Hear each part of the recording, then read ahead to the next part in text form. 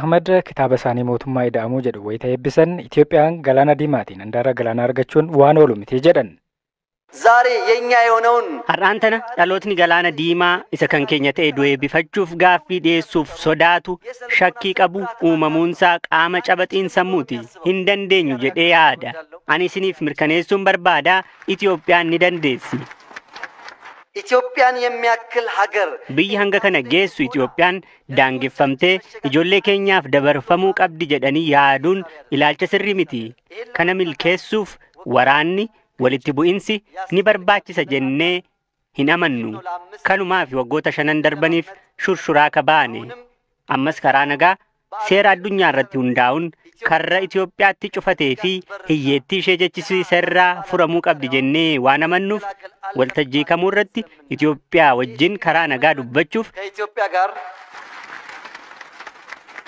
በሰላም qaamni fedhu yoo jiraate harka keenya yeroo kamuu caalaa bal'ifnee simanna. Haa ta'u malee Itoophiyaan bara baraan hidhamtuu teessuma lafaa taatee itti fufti jedhee lammiin Itoophiyaa yaadu inni du'aadha. እርሱ የሞተ ነው። ሰላም Nageenya nu dirsiifti. Hiyyummaa wal'aansoo ni qabdi. Karaa ittiin baatee galtus ni tolfatti. Kuni waan hin oolle ta'uusaa hubatanii obbolootni keenya ariifatanii mariidhaaf akka of qopheessan gochuudha. ራሳቸውን ዝግጁ እንዲያደርጉ ማድረግ ነው። Ministeerri muummee Abiyyi fi aangawoonni Itoophiyaa biroon galaana diimaa irraa ulaa galaanaa argachuu irratti irra deddeebiidhaan dubbatu. Eertiraan wayita aangawoota Itoophiyaa irraa yaadni dhimma galaana diimaa ilaallatu ka'uu ibsa baasuudhaan balaaleffachuu irra darbee muddamaa fi dhibdeen akka dhalatu gochaa jirti jechuudhaan Itoophiyaa himatte. Ofii yaadni kun uummata biyyattii tokkoomsuun of jalatti hiriirsuuf immoo qabatamaatti hojiirra oolchuufi. Yuunivarsiitii Finfinneetti saayinsii siyaasaa akka qoratan obbo Darajjee Yimar xiinxala isaanii ውጥረት በአንድ ሀገር ውስጥ በሚኖርበት ጊዜ መንግስታት biyya keessa wayita muddamni jiraatu mootummoonni miira biyyaalessaa uummata isaanii kakaasuuf jecha wantoota akka kanaa ni kaasu. Mootummaan Itoophiyaas muddama keessoo ture irraa ka'uun ajandaa kana gara waltajjii fide malee dhugumatti Itoophiyaadhaaf dhimmi galaana diimaa dhimma isaa baay'ee fagoodha jedhanii kaasu ture xiinxaltoonni. Haa ta'u malee amma dhimmi galaana diimaa hoogganoota olaanoo gurguddoo irra deddeebiin yeroo kaasan ni mul'ata. Ammas muummichi ministeeraa eebba kitaaba isaanii irratti jabeessanii kaasaniiru. Ani kan natti fakkaatu ajandaan kun foon uffatee yeroo tarkaanfatu argaa jirra jedhee gara guduunfatti dhufeera.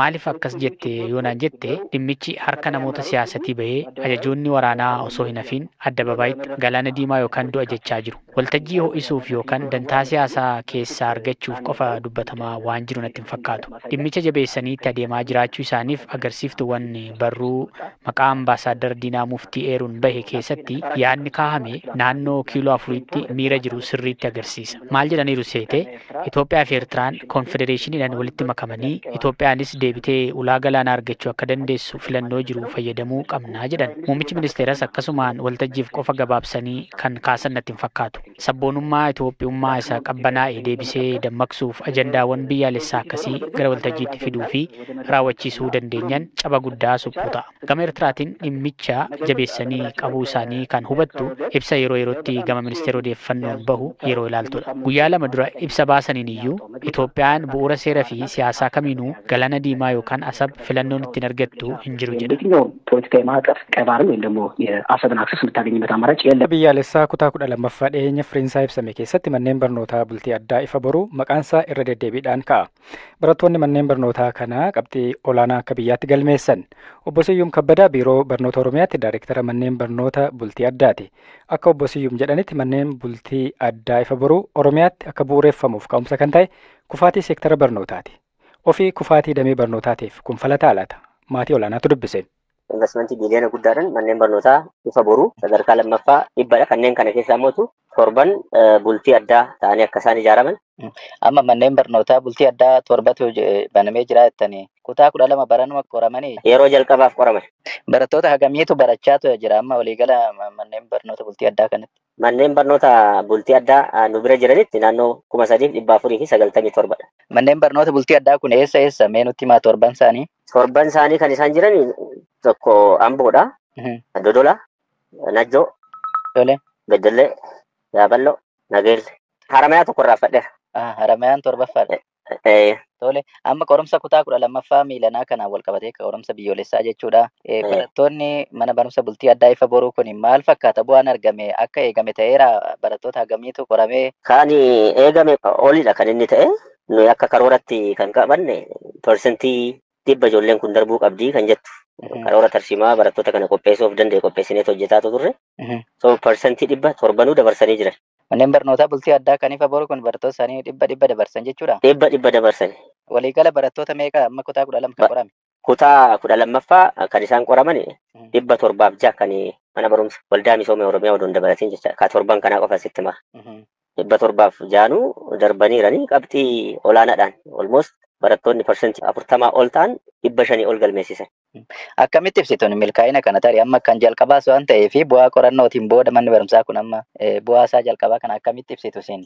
Akkaataan itti ibsinu ijoolleen baadiyyaa ijoolleen hiyyeeyyii dandeettii akaadamii cimaa qaban carraa kana gaafa argatan dandeettii isaanii sana dhugoomsuudhaan fiixa akka isaan ba'an taasisuu keessatti gahee olaanaa qaba. Kun immoo ijoollee akkanaa kana silaachitti haftu sana haala kanaan potenshaala isaanii duguuganii akka fayyadaman gootee barsiiftee carraa olaanaadhaaf gaafa qopheessitu the future hope of neeshinii biyya kanaa ta'uu jechaadha.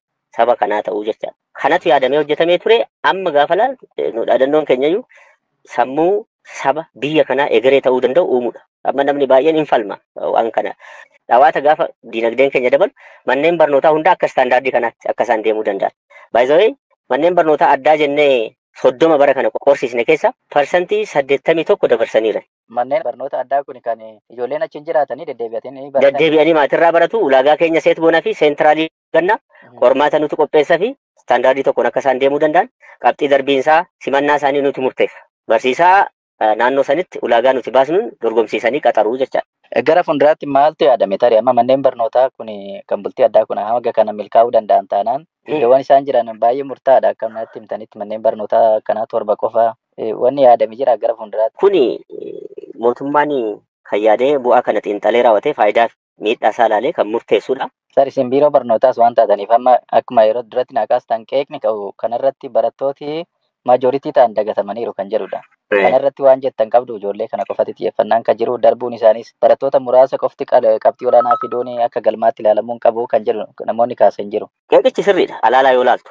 Kaayyoon manneen barnoota kanaa ijoollee akkasii kana ceesisuu qofa miti. Muuxannoowwan gaarii as jiran kun hojimaata manneen barnootaa kaanitti deemaa jechaadha. Waan kanallee fooyyessuu danda'a jechaadha. Kun tokko faayidaa isa biraati jechaadha. Dhugaadha amma istaandaardii biyyootaan gaafa laaltu xiqqaadha keenya kun. Inni kun fooyya'uu danda'u. Abdulkariim Mahammadii fi Waayillansaa 8 akka lakkoofsa Itoophiyaa adoolessa 28 bara 2017 ture. Halkan da'oo godhachuun godina Baalee aanaa Diinshoo gara ganda baadiyyaa Ayiddaatti kan imalan gurmuun dargaggootaa Abdul Hakimiin durfamu halkan keessaa gara naannoo sa'aatii 6tti gara qe'ee dubartii butanii imaluu isaanii ragaan waajjira abbaa alangaa aanaa Diinshoo ni agarsiisa.